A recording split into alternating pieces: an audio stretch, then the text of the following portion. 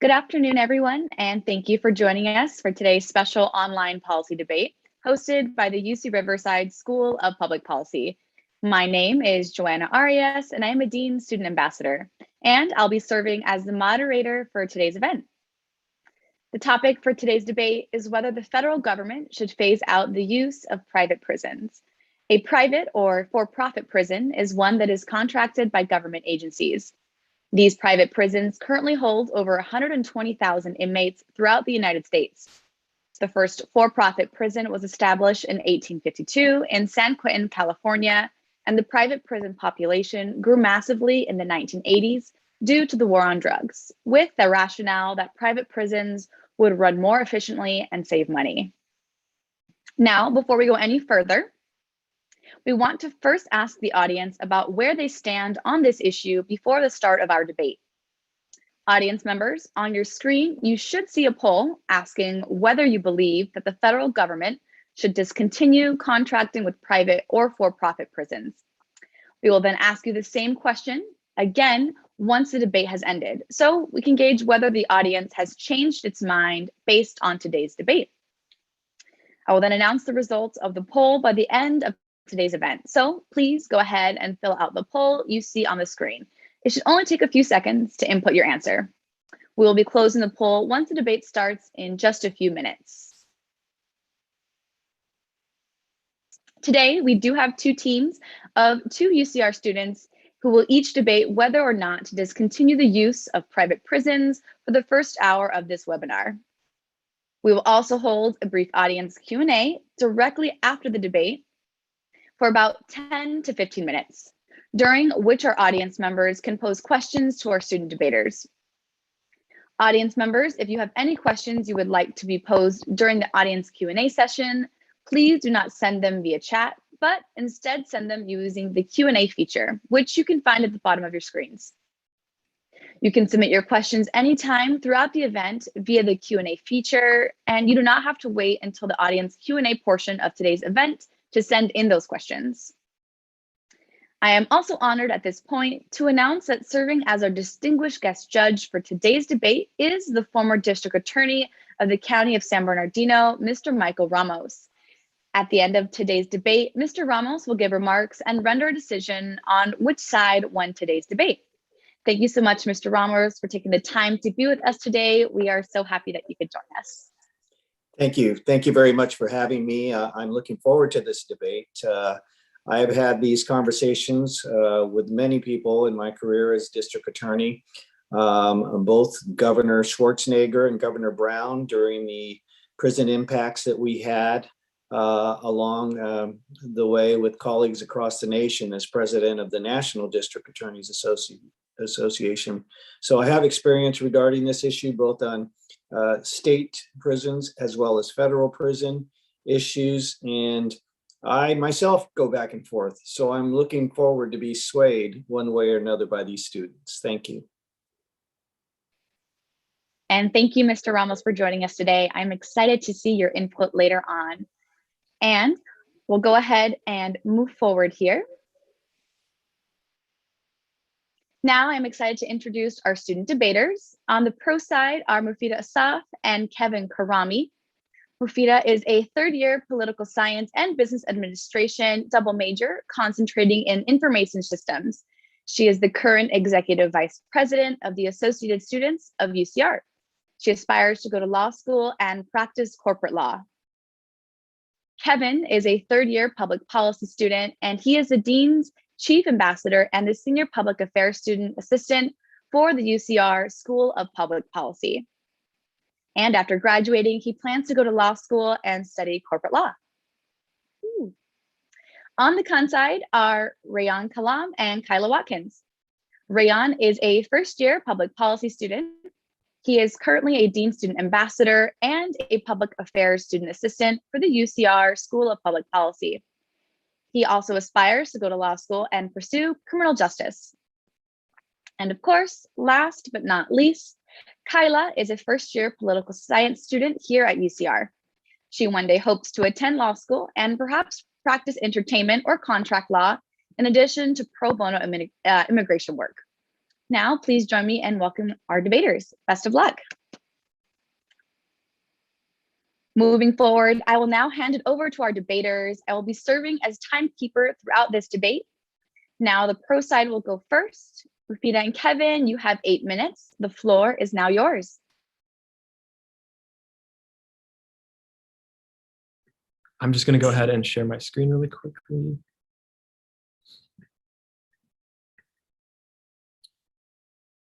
Just want to make sure that everyone can see my screen before I get started.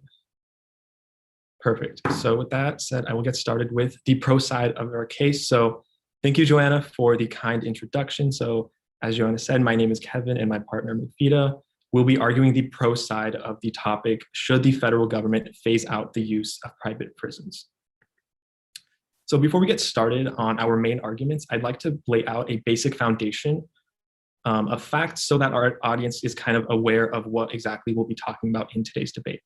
So the first one is a definition. So private prisons are prisons that are owned by companies and are contracted by government agencies or are under contract with government agencies. Private prisons, the purpose of private prisons is that they profit off of the incarceration of people.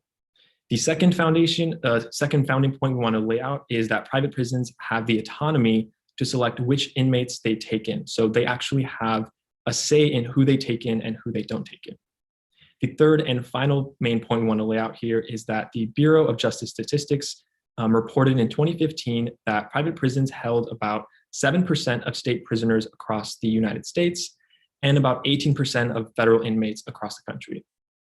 Although I do want to note that not every state uses private prisons.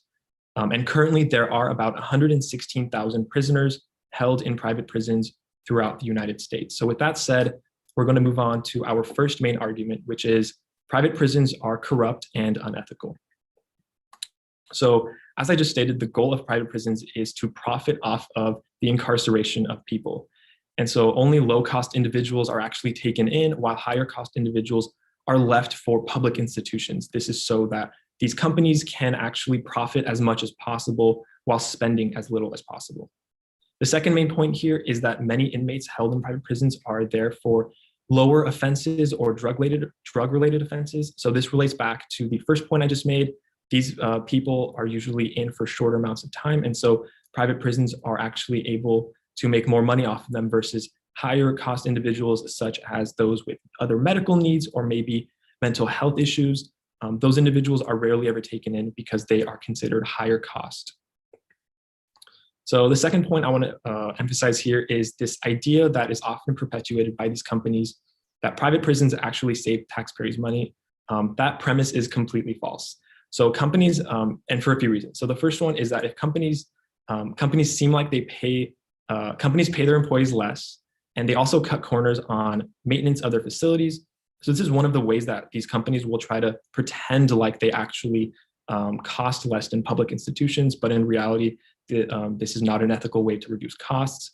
The second one is that private prisons actually work to extend sentences so that they can actually make as much money as possible. But what this does is that low-level crimes and low-level offenders actually end up spending a lot more time in these institutions. And so it actually doesn't save the taxpayers money. And the last point here is that there are several instances where companies will actually work to charge higher level crimes for longer sentences to profit more off of inmates. So again, these companies will do whatever they can, and whether it's legal or not, or ethical or not, in order to make as much money as possible off of their inmates. So at this point, I'm going to pass it off to my partner, Mufida. Hello again, everyone. So the second key point is private prisons engage in malpractice both to inmates and employees. And this can be attributed to the fact that the facility conditions are significantly worse and staff have lower wages and benefits. The first reason that showcases these issues is the increased violence in private prisons when compared to public prisons. There's 50% more inmate on officer violence and 60% more inmate on inmate violence when compared to public prisons due to staff shortages and overcrowding. Another reason that illustrates this is the officer to prison ratio, which can exceed 1 officer to every 120 inmates. On the employee side, staff in private prisons have lower wages and worse benefits, and companies don't allow for any impactful changes, as it is difficult for staff to ask for changes regarding their status as private prison employees. And the second reason why private prisons engage in malpractice stems from their original purpose. Private prisons were established in the 1980s as a response to the massive increase of incarceration due to the war on drugs. Private prisons promote mass incarceration because they have a vested interest in profiting off of as many people as possible. The reason mass incarceration is significant in the US is partly due to it. The other side to this war on drugs is that the people and companies that began the first private prisons in the 80s while the war on drugs was occurring still influence the industry today. And our third and final key point is that private prisons are already trending downwards. And the Department on Justice issued a report in 2016 that noted all of the issues that we mentioned during our case. In that report, the DOJ showcased that private prisons are significantly less secure, have fewer resources for employees and inmates, and are also more prone to lockdown due to staff shortages. That same report mentions that mass incarceration and the impact that privately owned prisons had noted that private prisons promote mass incarceration and keep low crime inmates in prison for longer sentences. Private prisons keep inmates longer and are not effective in rehabilitation, meaning people who fulfill their sentences at private prisons are more prone to commit crimes in the future. Because of this, the DOJ has already recommended and begun taking steps to reduce federal reliance on private prisons. And earlier this year, President Biden issued an executive order to stop the renewal of contracts between the federal government and private prisons. And for these reasons, we believe private prisons should be phased out. All right, thank you, pro side. At this point, I will now give 5 minutes to the con side to pose questions to the pro side. Rayon and Kyla, you may begin asking questions. So I'll begin with the first question that I have for Kevin. I just wanted to ask, you mentioned that there will be 116,000 people incarcerated in private prisons in 2019. Does this imply that these 116,000 people will then be reallocated into public prisons after the phase out of private prisons? So just to clarify, that number was from a report done in 2015, and it just stated that there are about 116,000 people currently in prisons that are privately owned.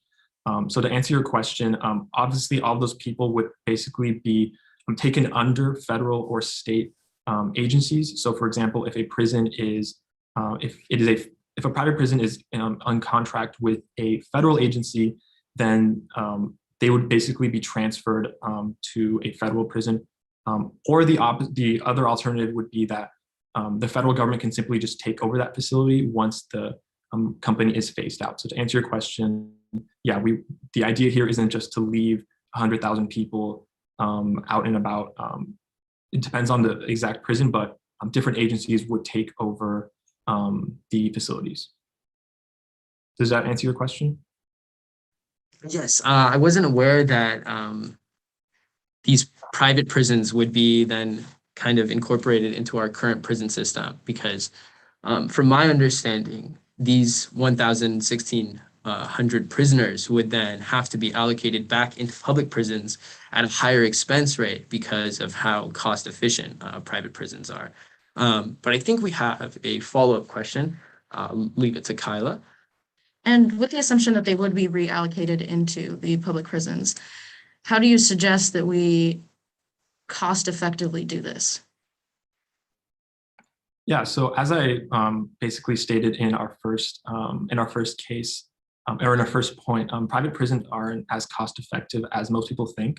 So that's the first point. Secondly, another reason why people think that private prisons are actually cost effective is because these companies actually hide their numbers. Because they are privately owned, they have the ability to essentially manipulate the numbers. So that's the second reason. And the third reason is even if it would cost a lot of money, based on the ethical and points that we made, it's still more worth to actually incorporate them into public institutions. Just because these people are in prisons doesn't mean that they don't have rights. And then that's just the inmate side. So on the staff side, it's not fair to employees to be paid as little as they are paid with less benefits. So even if the reality is that private prisons are able to save money, the fact that they are engaging in these unethical and corrupt practices means that we shouldn't care about the money as much. On top of that, there are a lot of ways that the federal government and state governments can actually make their public institutions more cost efficient. So I don't think the main issue here is cost. I think the main issue here is making sure that inmates and staff are treated as human beings, because right now in the private prison industry, they're not treated as people. And we wholeheartly agree, especially even on the negation of this policy. However, we'll address the humanitarian violations, the many rampant ones, in our own presentation. But I just wanted to ask a quick follow-up question. In your presentation, you mentioned that there's not a lot of new developments in private prisons, being that there's no new strides of recidivism. But with the creation of private prisons, weren't there an influx of new private prisons that focused entirely on rehabilitation and kind of set strides, or this policy in general kind of set strides to creating better prisons that focus more on getting prisoners back into society rather than having a new influx and more waves of prisoners come in? So I can answer that question. With the research that we did, we found that a lot of private prisons don't actually focus on rehabilitation. They focus on making money.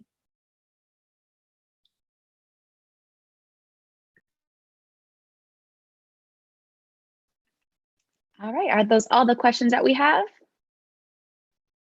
All right, thank you, everyone. Rayan and Kyla, you may now present your case. Just like with the pro side, you now have 8 minutes, and those will begin now.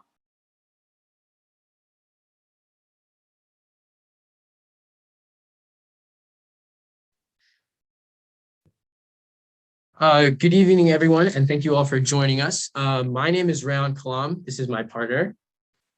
Hi, I'm Kyla Watkins. And before we begin, I would just like to give a brief introduction on what we're actually debating, just like Kevin and Mufida did.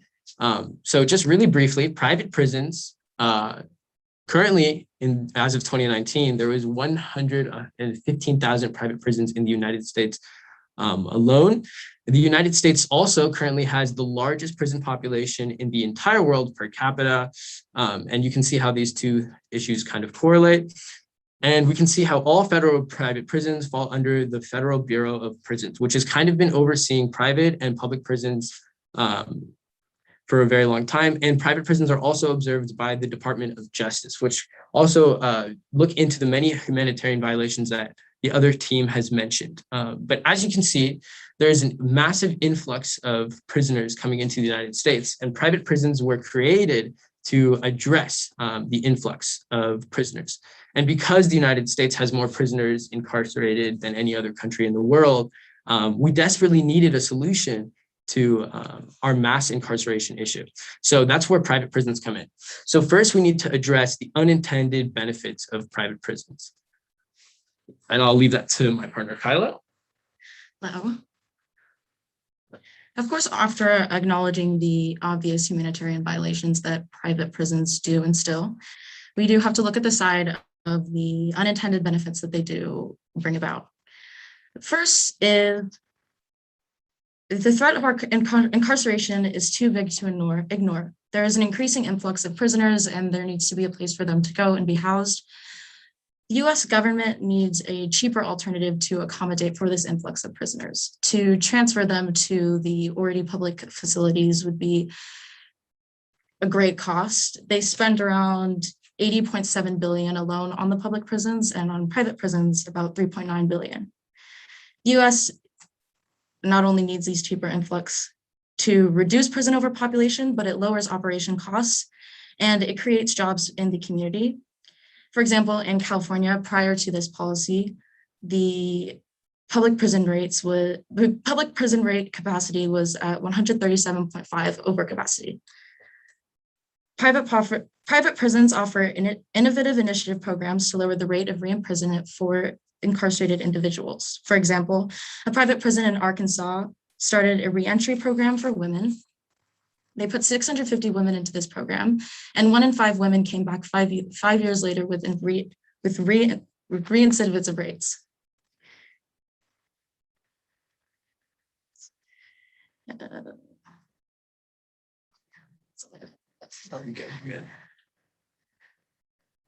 Next up, we can see how this policy actually has developed the private sector. So private prisons have become an economic foundation for the prison system.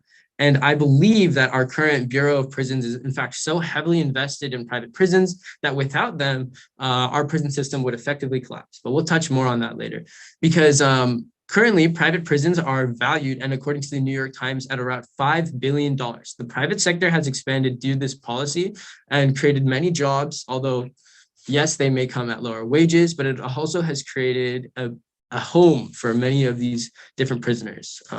Earlier, we mentioned how private prisons also have brought us new strides towards rehabilitation. Despite many private prisons trying to house as many prisoners as possible, there are private prisons like Dovegate, a therapeutic research center that focuses on rehabilitation of private prisons. Dovegate currently houses over 3,000 inmates, and each and every one of those goes to therapeutic sessions and looks into rehabilitation oriented causes that try to help prisoners get back into the population. Private prisons were created to address the issue of mass incarceration. And through strides like Dovegate, we're actually addressing the core issue. Rather than just trying to house inmates, we're trying to stop recidivism rates and bring them lower and try to get less and less prisoners coming into prisons. So that way we can stop making as many prisons in general and less and less, rather than less and less private prisons. So our second contention is that there is no logistical way to remove private prisons from our current prison system. So just to touch on that, private prisons are fundamental to the US. And I think this slide is all yours, I believe. Yes. Incorporating in 18% of the current prison system will be a significant logistical task for the BOP. As we've brought in the other statistics for the population of people in private prisons themselves, it would be a great move to transfer all of those incarcerated Americans to these public prisons. Eric Young, president of a major American prison workers union, noted in early 2018 that federal prison budget cuts are already in danger of swamping employees as the incarceration rates increase. How can the federal government possibly add any more load to an already overloaded system? As of 2019, there were 954 private prisons. Again, moving all of those people and transferring them to public prisons would not only be costly, but it's almost impossible. Just to touch a little further on this slide, with the creation, as of 2019, there are currently 115,000 different private prisons. And to kind of refer a little bit towards the cross-examination period, I was referring to these 115,000 private prisons in the creation of new public prisons to accommodate for the 116,000 prisoners in private prisons. So does this mean that the United States government would have to create 115,000 new different private prisons in order to combat or new public prisons in order at a higher rate and a greater expense than these 115,000 private prisons and having to recreate each of those? Additionally, the United States has already invested private prisons to a point where it is literally essential to our government. And I believe without private prisons, the prison system would effectively collapse, not being able to house the mass influx of prisoners and our rising incarceration rates in the United States. Not to mention that the top 3 private prison firms have nearly already combined or have nearly lobbed over $2 million in 2015. And every year, private prison companies and big business that support private prisons advocate for putting policies in place that support private prisons. Moreover, Professor Shafali Baliga depicts a social impact bond that has already been applied to private prisons. Yes, there are many rampant humanitarian violations that go along with private prisons. However, there is a solution. Because private prisons are so essential to our government, we need to keep them. And instead of ending them, we need to mend it. He notes that a social impact bond is between one or two government agencies or an external agent or external organization. For this case, it would be the Bureau of Prisons and probably the Department of Justice. And for this government entity to specify the promises needed for this external organization to pay a pre-agreed sum. So in layman's terms— Thank you, Kyla and Rayan. Your 8 minutes are up. I'm sorry to cut you off there. No worries. Thank you for your points there. Oh, yeah. At this point, I'm now going to give 5 minutes to our pro side to pose questions to the con side. Kevin and Mufida, you may begin asking questions. Thank you, Joanna. So our first question is that, wouldn't you agree that, and this, anyone can answer this, wouldn't you agree that profiting off of the imprisonment of human beings is morally wrong?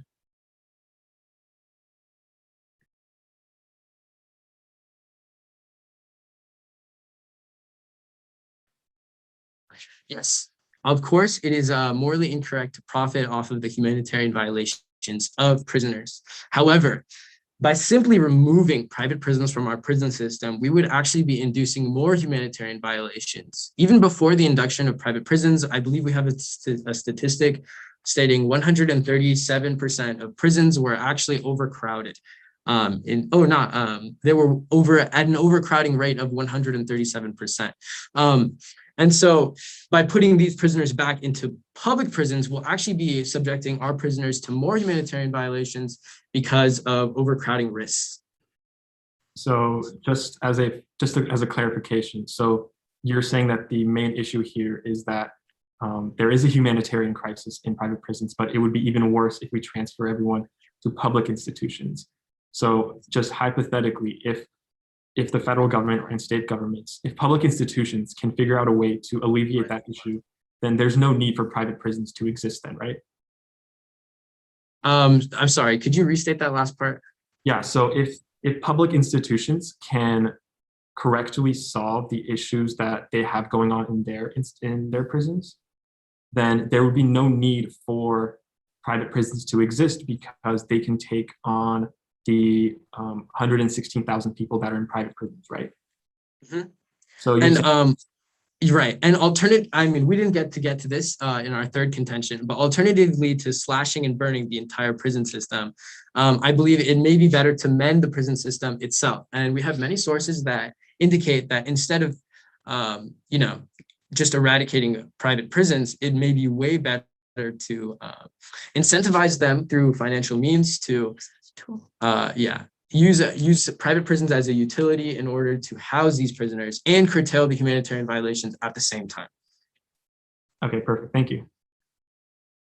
And then you said during your speech that there's a massive influx of prisoners. Where do you believe this issue of mass incarceration stems from?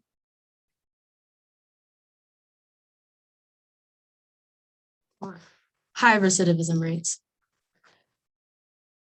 And private prisons take strides to curtail these high recidivism rates through new institutions like Dovegate. And innovative programs. So just to clarify again, you don't believe that private prisons have an interest in keeping prisoners in prison? No. I believe private prisons are currently incentivized to keep prisoners in prisons and actually incentivized to keep as many prisoners in their prison as possible.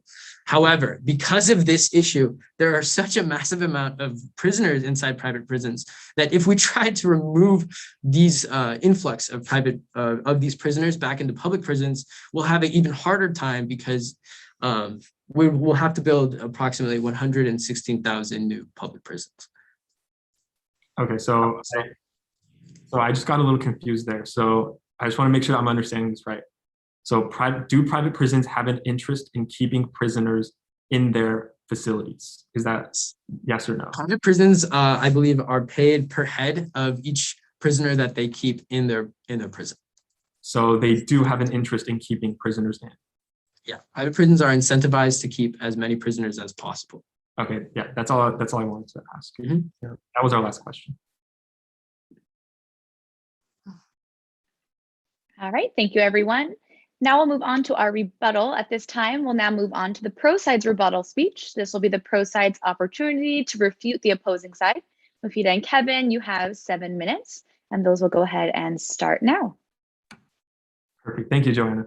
So the con gave a lot of arguments that were misconstrued, and we're looking at the issue at the wrong way. So I'm just going to go down a list of why they are wrong on this issue. So first, Rayan just admitted that private prisons have an interest in keeping prisoners in their facilities, which is also something that we agree with, because private prisons want to make money. They're private companies, and their goal is to profit off of the imprisonment of people, which Rayan also just admitted. So if these prisons have an interest in keeping their prisoners, individuals in their prisons, then they're obviously going to do, like we also stated in our first speech, they are going to do whatever it takes to keep as many people in their facilities, regardless of the maintenance of the facilities. If the facilities are safe and secure, they don't care about their employees. They don't care about the safety of their inmates, which just because someone is convicted and charged a crime doesn't mean that they lose all of their rights as human beings. So because of the fact that private companies own these prisons and have that interest, the main issue here is that it doesn't really matter what we do. As long as these companies exist and control these prisons, then they will have an interest to make as much money possible from their inmates. And so this is the point that we were making in our first speech. They will do anything they can to make sure that that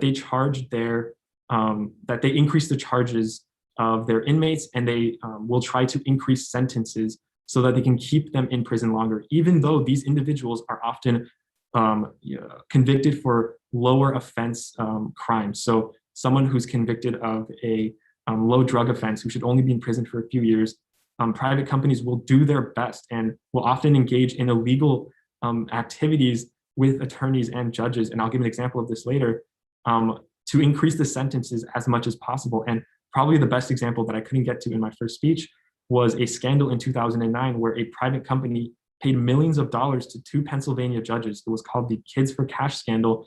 And this company paid millions of dollars to these 2 judges to get the judges to sentence these kids to detention centers for crimes like making funny MySpace pages, which is not a crime in the United States or in Pennsylvania. So they went to the length of sending kids to prison just to make more money.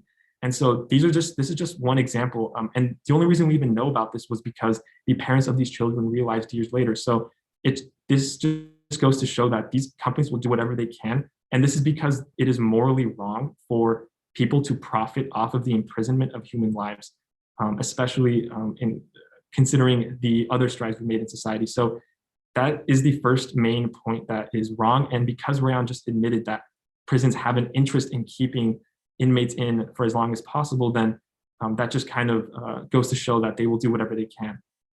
I also want to address this issue of mass incarceration and the 116,000 number they keep bringing up. So mass incarceration is a massive issue in the United States, but I think the con is kind of misunderstanding what's going on. So as Mufida stated in our first speech, the reason why mass incarceration in the United States is such a problem, or one of the reasons, is because private prisons are are driving it. And so this goes back to the 1980s when private prisons first started and when the war on drugs was still going on, or was at its peak in the 80s. The reason why mass incarceration is such a big issue, part of that reason is because of private prisons. So if the con is trying to solve this issue of mass incarceration, the solution isn't let's promote private prisons. The solution is through public policy.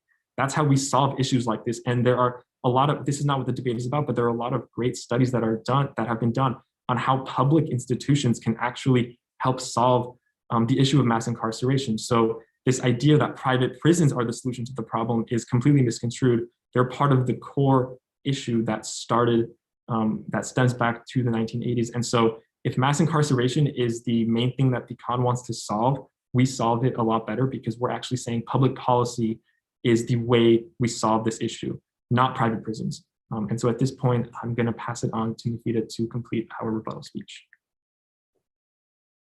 And then the con side also mentioned that, private prisons, they admitted that they increase the number of humanitarian crises. And that's also something that we mentioned during our first, during when I was talking at the beginning. So it's like bad for employees and inmates because there are more conflicts that occur in the private prisons, like more than what happens during in public prisons. And yeah, I think that's like just another point that they mentioned that was wrong. And I know we have a little bit of time left. I did also want to say that Rayon, I think, also mentioned in the question period, this idea of the fact that the federal government can't take it in. So this is also false because, as you may recall in our first speech, the Department of Justice already took steps and already actually showcased in a report and a memo, an extensive study that was done, that they showed very, very straightforward and simply that at least at the federal level, the federal government can very easily simply just take over those facilities. So we don't actually even have to put money into building new facilities. It's as simple as as federal agencies like the Justice Department taking over these facilities and then just simply instituting their rules and their mandates. So it's not, so the 116,000 number is not wrong, is not a major issue.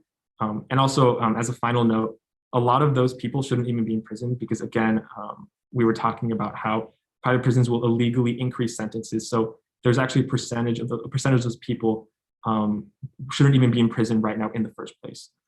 That percentage is unknown because there are no studies done on it, but there is a portion of that population that shouldn't be in prison at all. So for all these reasons, I think you should vote for the pro side of this debate. All right, thank you, Kevin. Thank you, Mufida, for those comments. We'll go ahead and move forward to the rebuttal for the con. I'd like to give the con side an opportunity to give the rebuttal speech. Rayon and Kyla, you now have 7 minutes as well, and those will begin now. Thank you. Thank you. Yes, I would like to go off that point where you're talking about the quality of life of incarcerated individuals. The quality of life of every incarcerated individual is absolutely fundamental, and it's something that cannot be overlooked. However, corruption and humanitarian violations are such as these can be avoided, but they're very hard to be inevitable. It is morally wrong to profit off of people's lives. However, public prisons also profit off of people's lives as well. They make money per head, just as private prisons do. And on top of that, their workers also receive government benefits to do this job.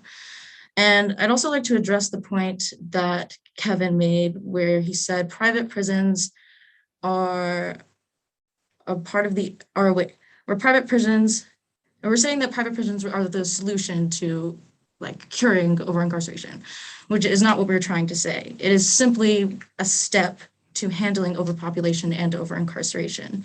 I'd also like to add this quote from John Pfaff. He's a professor of law at Fordham University. He says, the disparities in punishment do not arise from where we send the people we've convicted, but from whom we choose to arrest, what we choose to charge them with, and the sentences we impose on them. Changing the where we send them, the private prison or public prison, does not change who we are incarcerating or for how long. It doesn't just massive. And we do have a few minutes left, so I would just like to take the remainder of the time period to reaffirm some of our older points. To begin, I wanted to clarify that no, it is not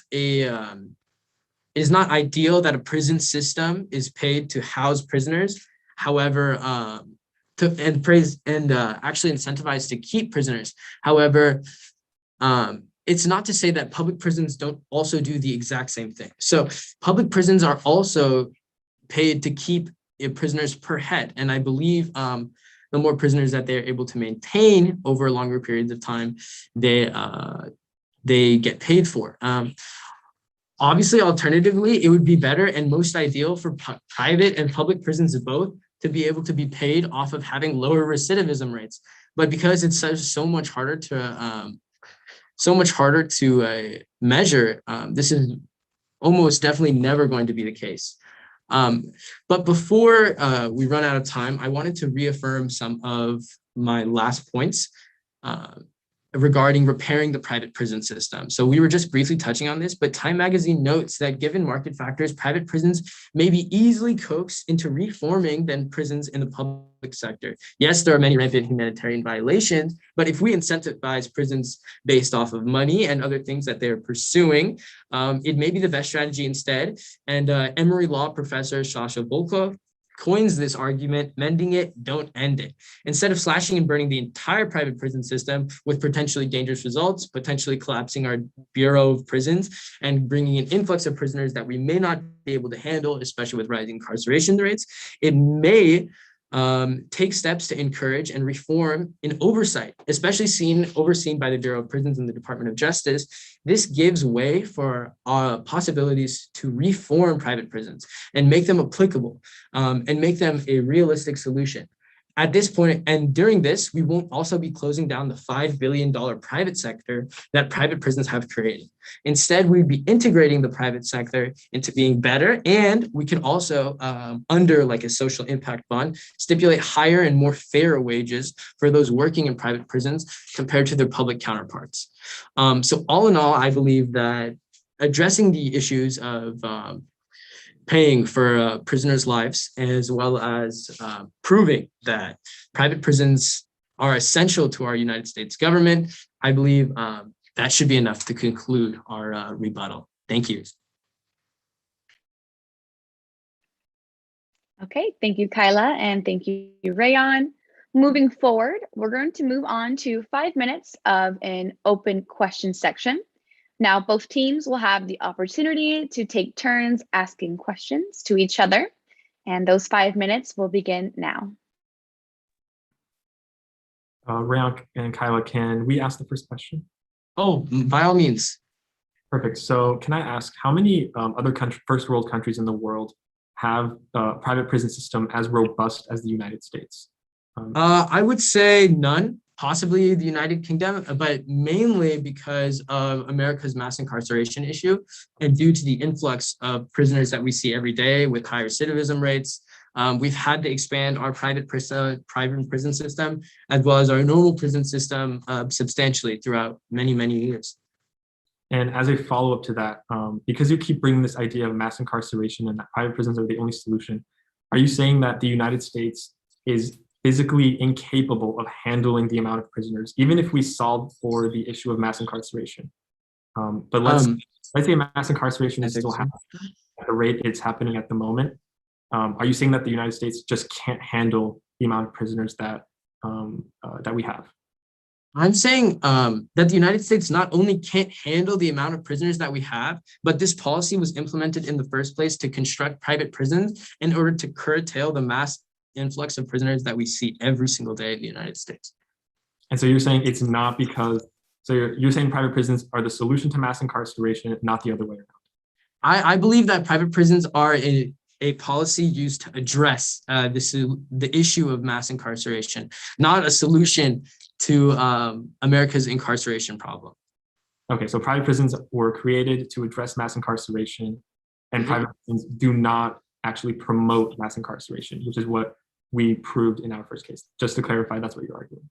Not to say private prisons don't promote mass incarceration, because as we've discussed before, private and public prisons both are incentivized to keep as many prisoners as possible. So in a sense, the system itself incentivizes keeping prisoners, but to say private prisons are doing that subjectively would be false. But then we can't get rid of our public prison institution, right? Every country needs that. But right, and I believe just as we can't get rid of our public prison institution, we also cannot get rid of our private prison institution because of countries there are countries that don't have private prisons, meaning you don't need private prisons, and they're not a necessity. Like you said, they were created. If they were a necessity, they would have been around before the 80s. They were created as a policy solution or a policy to address the issue, like you stated. So public prisons are necessary, private ones are not necessary. They were created to address. You can ask the next question because we've been harping on this point for a long time. Oh, no, no worries at all. And I believe, Kevin, you're completely correct actually in saying so. And you're right, a lot of foreign countries don't have private prison systems. On the other hand, a lot of foreign countries don't have the highest prison population in the world per capita. So I think that's where that discrepancy kind of comes in, and where private prisons have also kind of played their role. And I'll let Kyla ask the first question. Oh, okay. Then I'll take the first question. So the ACLU reports that for-profit companies are responsible for about 18% of all federal prisons in the United States. And these for-profit companies also lobby to keep these federal prisons just as open. So could you also say that private or public prisons, in a sense, are also perpetuating the cycle of over-incarceration just as far as private prisons? Yeah, so we never said that public prisons are perfect or that they aren't promoting mass incarceration. We're saying that because public prisons are an institution that are necessary for a country to function, that the solution is a public policy solution. Whereas private prisons are a complete unnecessary thing that was created. So it was an experiment that was created that ended up actually perpetuating mass incarceration. So in no way are we saying that public prisons are perfect and that they don't promote mass incarceration. They do. In fact, in the 80s, it was public prisons that, the public prison institutions that initially started the issue of mass incarceration, right? But because private prisons were which leads to the fact, to the creation of private prisons, but it ended up not working. From our perspective, it ended up not working, and ended up making the problem even worse, because imprisoning people for money is completely wrong. And so we're not disagreeing with the issue of mass incarceration. I think we both agree that that is a major issue. I think the disagreement here is that we are saying that public or private prisons have made the issue even worse, and that the solution to the solving for mass incarceration is public policy based. And if you ask, and there are a lot of reports and a lot of studies done by both private and public actors that have proven that the solution is rooted in public policy and how we actually charge and convict people of crimes, for example, nonviolent offenses. So I think the solution is rooted in public policy, not in private prisons and making money off of people in prison. Thank you, Pro Team. Thank you, Con Team. That is all the time that we have for the open question section. Now, Pro side, you have 4 minutes to give your concluding remarks to close out your argument. Perfect. Thank you, Joanna. So I think the main reason why the Pro won this debate is because I think we have our facts straight. I think the Con is misunderstanding the role that private prisons played in mass incarceration. So they admitted that private prisons engage in mass incarceration. They also admitted that private prisons also are heavily involved in multiple humanitarian crises.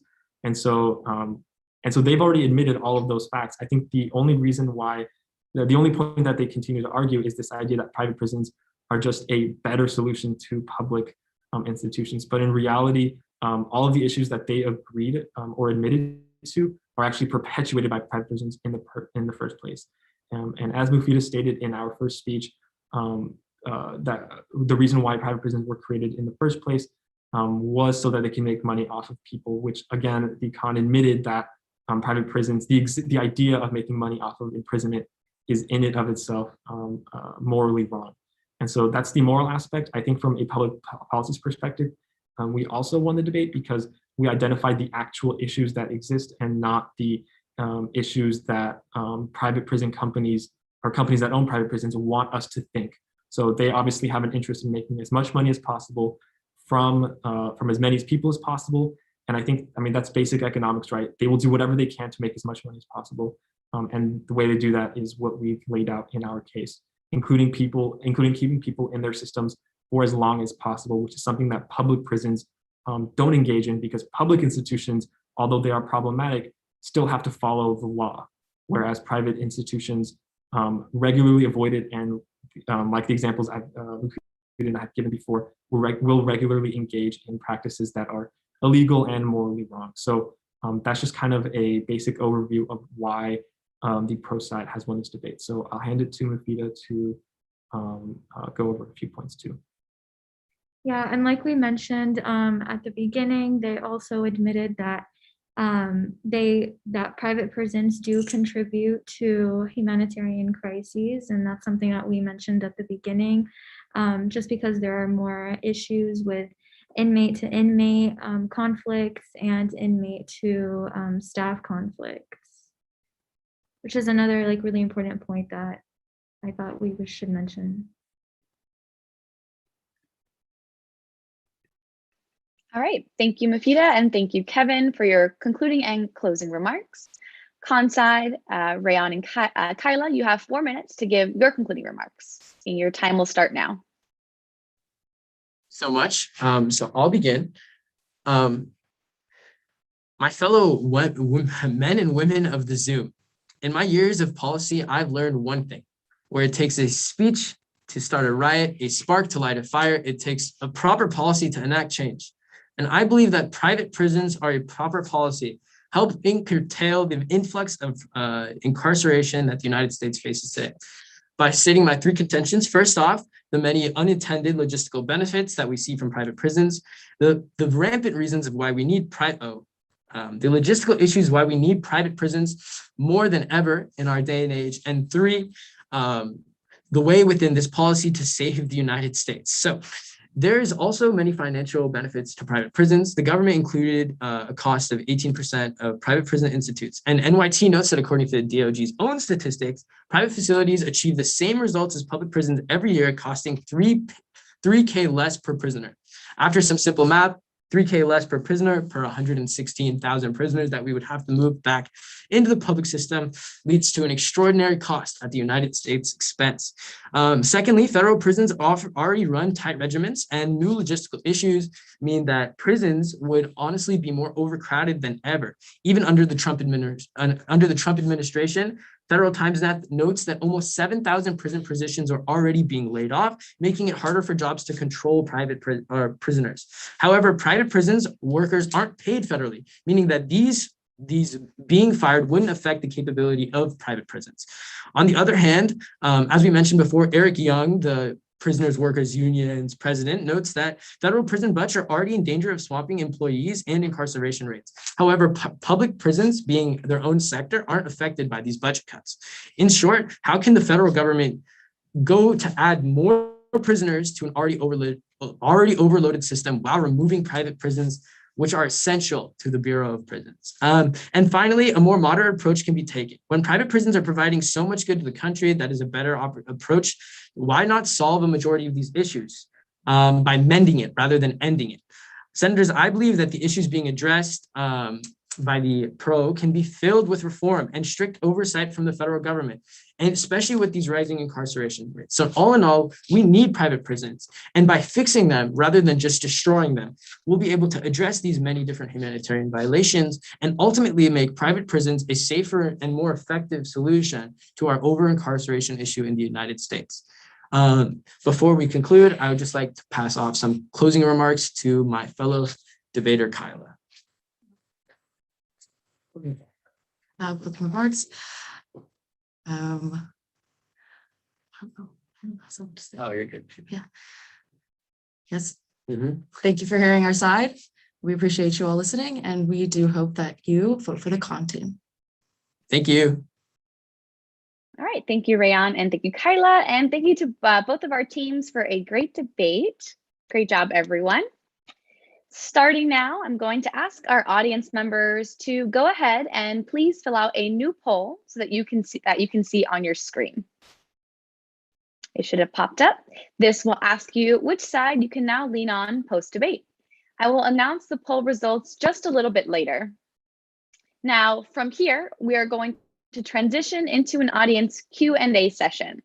Just a quick reminder to those in our audience to please submit your questions via the Q&A box at the bottom of your screen instead of the chat box. You may also pose your questions to either side, and we'll go ahead and give it a moment here for the questions to load in.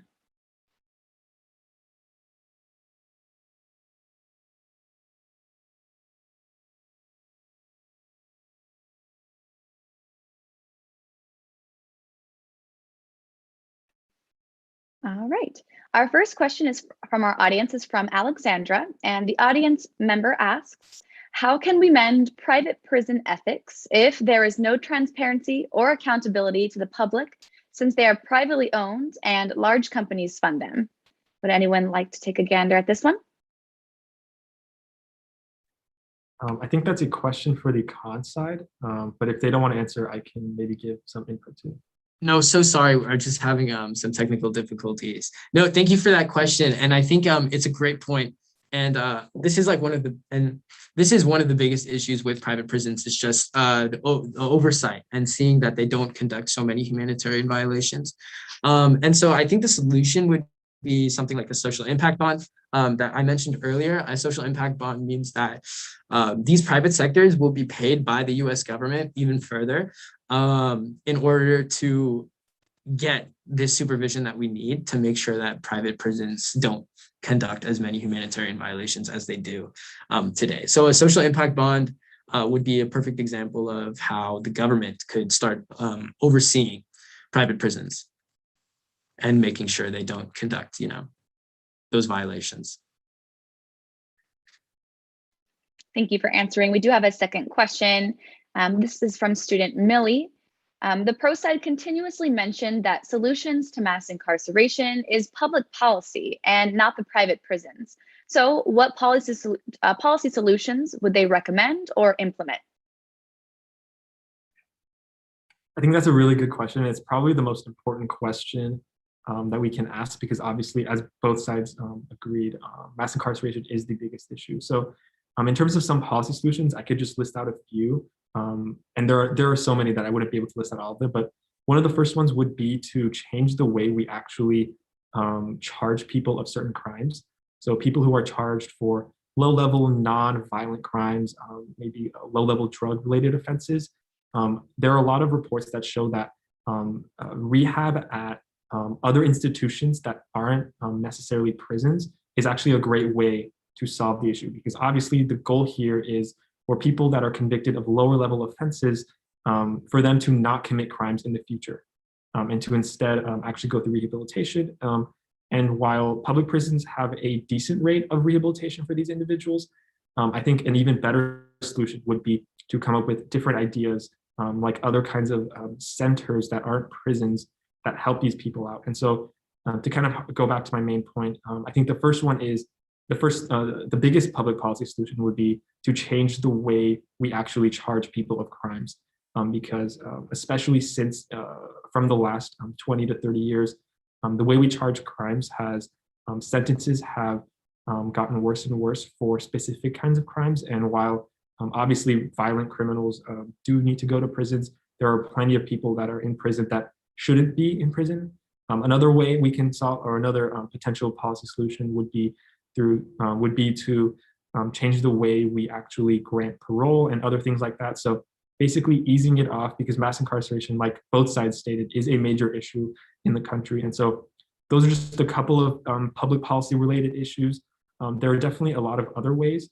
I think that it'd be also another way, this is not public policy, but investing into education has shown a lot of signs of actually reducing the chances of people committing crimes and the kinds of crimes they commit. So I think investing more into our education systems, our public education system specifically, would also be another public policy solution that's tackling really the core of the issue on why people engage in criminal activity in the first place. So that's just a few different ways we can solve it. There are plenty of different creative ideas that people have talked about as well, but those are just a few. Okay, we'll go ahead and jump forward. Our next question is from student Claudia. Do private prisons contribute towards the issue of forced labor and modern day slavery? As stated in the 13th Amendment, neither slavery nor involuntary servitude, except as a punishment for crime, whereof the party shall have been duly convicted, shall exist within the United States. Does anyone have a response for that question?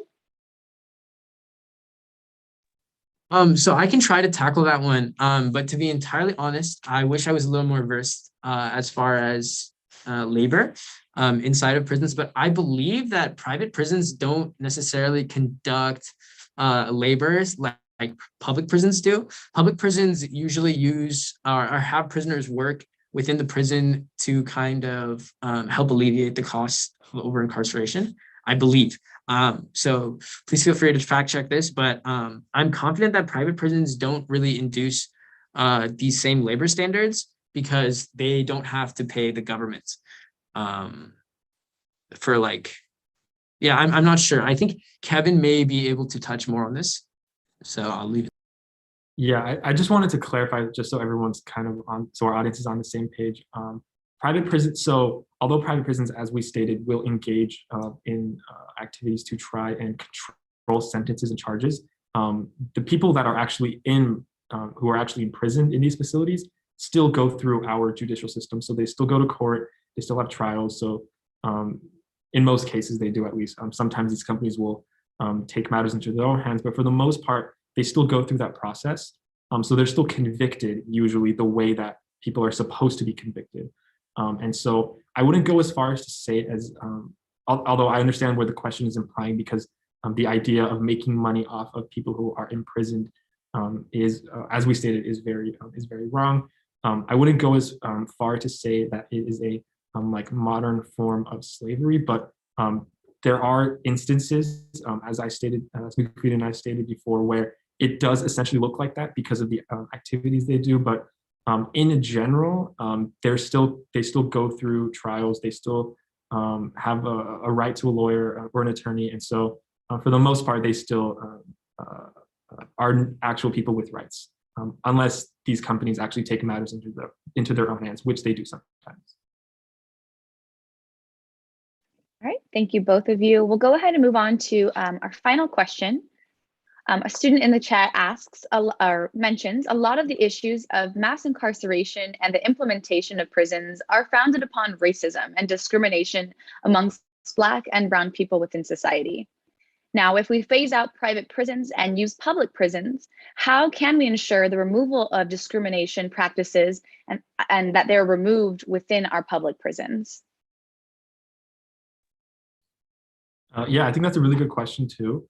And obviously, and so this kind of goes back to the first question. I think the solution is rooted in public policy. I think there are a lot of moving parts to how and why our prison system is racist, which it currently is. And I think that's something that Don would also agree with. And so again, the solution comes to different public policies, different creative ideas that we can come up with.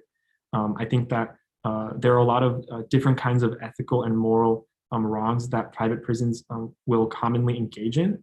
And so I think that it's still important to get rid of them, but I do think that it is equally as important, maybe actually probably even more important, to still have public institutions address the racist, to address the racism that is within the system. And so that again comes back to the idea of public policy. And often it can also stem from students coming with unique ideas. And so I think that's something that we can actually all have an impact on. But again, I think it stems from public policy and education for primarily. But as the question implies, it is very obviously very important to actually address the racism that exists within the system. Thank you, Kevin, for those remarks. And we actually have a few more questions, so I'll go ahead and pose them as well. Also, just a gentle reminder for those who are here with us that you can still vote in our audience poll. If you want to go ahead and take a peek at that. Our following question, more of a clarifying question here. Taxpaying citizens pay for public prisons, correct? So if we have private prisons, our tax money can then be used for other things. Does anyone have to take a Sorry, Joanna. So just to clarify, I think this is something that I probably should have clarified in the beginning, but so the way it works is that private companies will actually be paid by the federal government or by any federal or state agencies through contracts. So the idea that taxpayer dollars are still going to these private prisons. It's just that, think of it as like an extra step. So essentially, with public institutions, it's more direct. Your money, your tax dollars essentially go straight to these agencies, and then they use it to run their facilities. The way private prisons work is that they make money off of the contracts that they have with the federal government or state governments. And the money that the federal and state governments get obviously comes from our tax dollars. So private prisons still make money off of the taxes that we pay. It's just there's like an extra step, and that extra step is that contract. are the contracts. Perfect, thank you. We do have another question. For the con side, Millie asks, if we keep privatizing prisons, what will happen to our reintegration programs?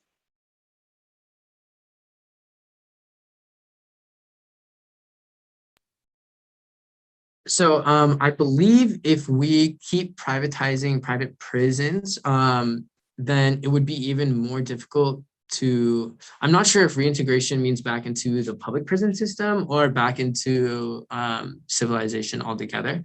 But as far as recidivism, I think private prisons, now that the debate is over, I think private prisons may not be the best solution in helping recidivism. On the other hand, I believe private prisons, if we continue using private prisons and implementing more and more of them, then it'll become more and more necessary for our entire government to rely on them. And as we keep increasing the rate of private prisons, it'll become even harder and harder for the US government to remove them from our prison system because they become so essential. If that helps and that answers your question, thank you. Thank you for your input. I have a question from student Nathaniel. In regards to solutions, how does the role of a district attorney factor into the issue of private versus public prisons, especially when the DA's role is incentivized by incarceration, no matter if it is private, no matter if it is a private prison or not? Does anyone have input for that question? That's a great question. I think our guest judge can probably do a better job than me to explain the role that a district attorney would play in this process. What I do know is that, and I think I mentioned this really, really early on, is that private prisons do have a say in who they take in. Obviously, in terms of dealings with district attorneys, they do have a role in that as well. The extent of that and how far that goes, I'm not sure, and it probably differs from federal versus state, and I'm sure it's completely different on state versus state, on different states. And so that's all I know about it. I do know for a fact that private prisons do have a say in who they actually take in. What role the district attorney plays, I'm sure is significant. And like I said, our guest judge can probably do a much better job of answering the question. But that's what I know. I'm not sure if the con has anything else to add. Nope, I think Kevin got the best of it. All right, thank you everyone. Those are all the questions that I do have. All right, at this point, I do want to once again remind you of the audience poll. We will be closing it in just a few seconds, so please go ahead and take a moment to fill it out now. Again, the poll asks you which side you now lean on post-debate and to see if the debate teams have persuaded you to move from one side to the other. I will announce the poll results before the event ends. And now we will move on to the final segment of this event. I am so honored to bring up our distinguished guest judge, Mr. Michael Ramos, the former district attorney of the County of San Bernardino, to give remarks, pick winners, and perhaps even provide feedback to our student debaters. Mr. Ramos, thank you for joining us. The floor is now yours. Well, thank you. Thank you again for having me. It was a great debate. I didn't expect anything less. I even learned stuff during the debate. Just for a little bit of a background for those of you that came on to watch the debate, I was the elected district attorney for 16 years. I worked with two governors on this issue, Governor Schwarzenegger and Governor Brown. When Governor Brown was governor, I was the president of the California District Attorneys Association, and he created AB 109, where we were releasing prisoners because the prisons were impacted, overcrowded, through a federal lawsuit, two lawsuits, Coleman Plata, went all the way to the United States Supreme Court. So we had many discussions about this. And from those discussions came the fact that, look, we don't have space and we are not doing anything as far as rehabilitation in our public prison systems. And we need to find some room. Just letting prisoners out wasn't going to be the answer, especially some very violent prisoners and those that had committed some serious crimes. So again, I've discussed this issue on many levels, but it was great to hear our students tonight. Okay, in saying that, I think both sides hit the number one issue, and private versus public. A private prison, private institution is for profit. I mean, that's what they do. They make money. It's a business. I'm not saying it's horrible that they have a business like that. They're a private business like any other business. And if there's a need, supply and demand, then these individuals and these corporations create businesses to make money. And on the other hand, our government and, our hands were tied, especially in the 80s, as we talked about, when they created all these private prisons with the war on drugs. We didn't have any space to put these people. So it was a solution at the time to take our taxpayer money, and that's what people asked about, one of the questions, and use that money to pay for private prisons. And that's what occurred. But then it exploded. And it got to a point where, as you heard on the pro side, private prisons were keeping people in longer to make more money.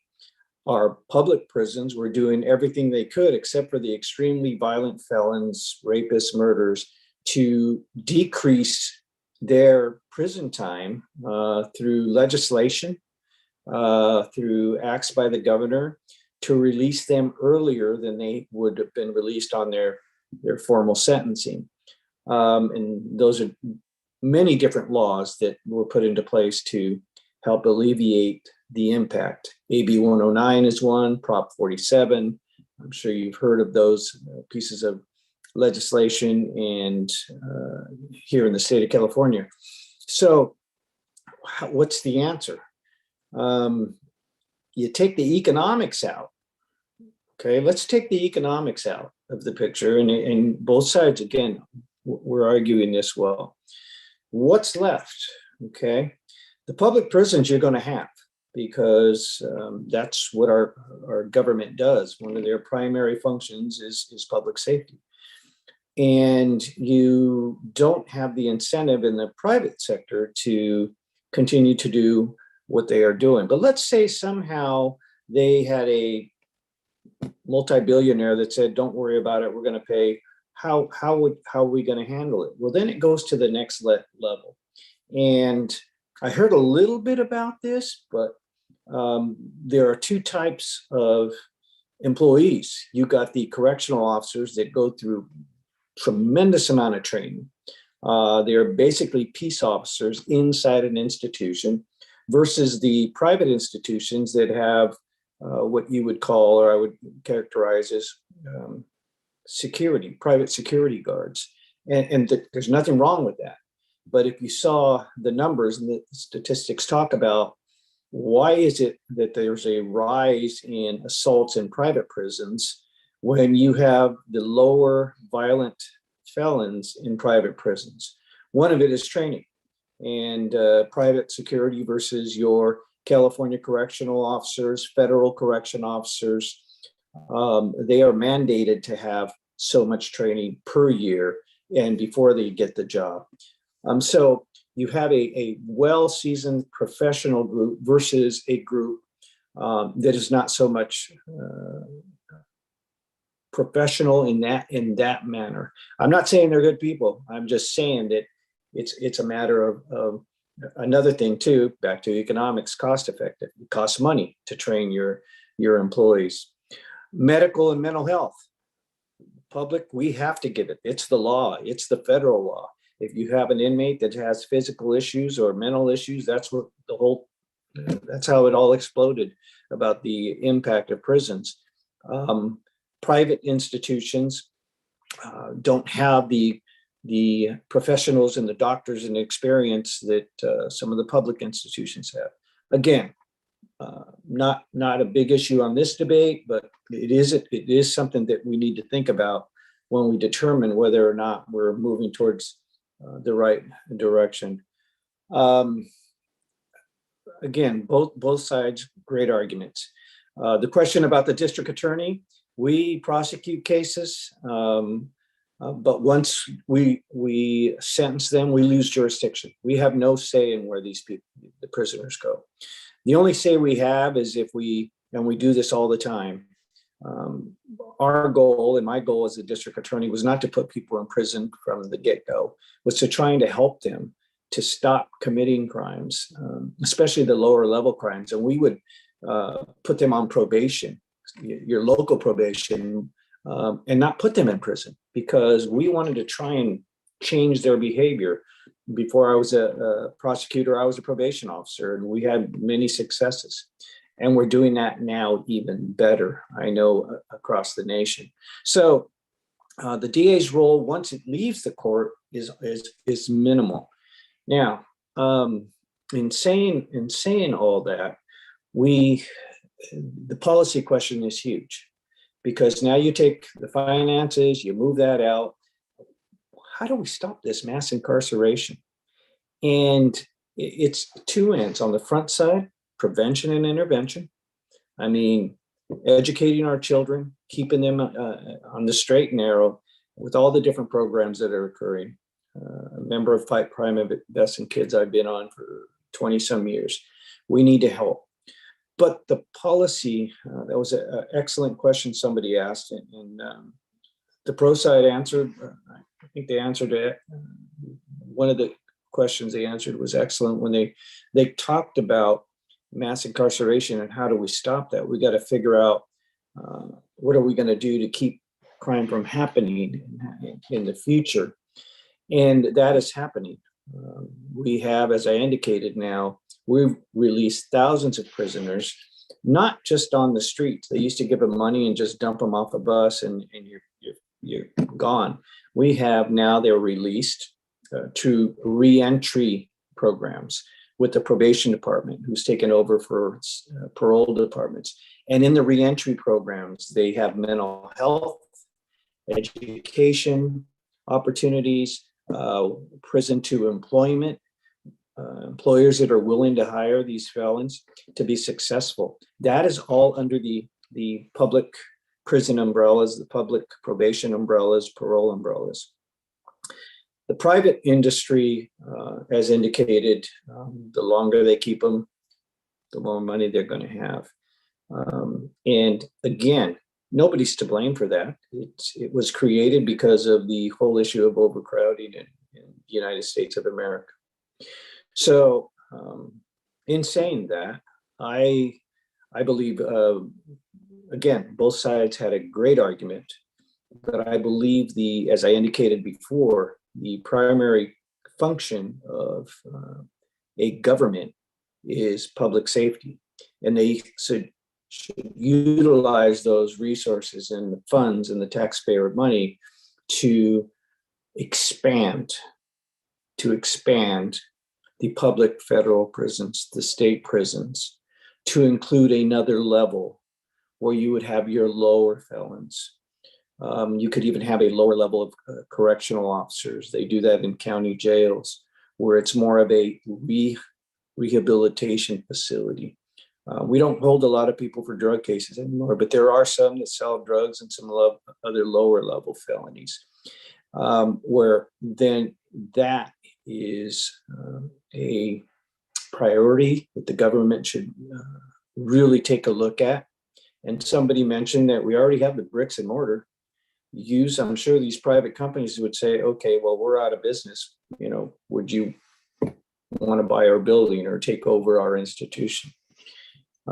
So my final analysis, after listening to both arguments, and again, we have some great leaders in the future, is that it's time that the government take back the prisons, and that we slowly close out the private sector, and we do what we're trained to do professionally, and that is take care of our inmates in a very humane, professional manner, that is transparent. So there you have it, pro side.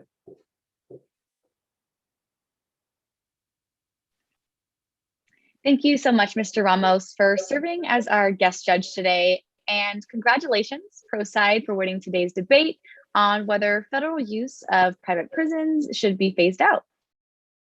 Now, looking at our audience poll, we started off the night with 79% saying that they agreed with phasing out the federal use of private prisons versus 0% disagreeing, and 21% saying they were unsure.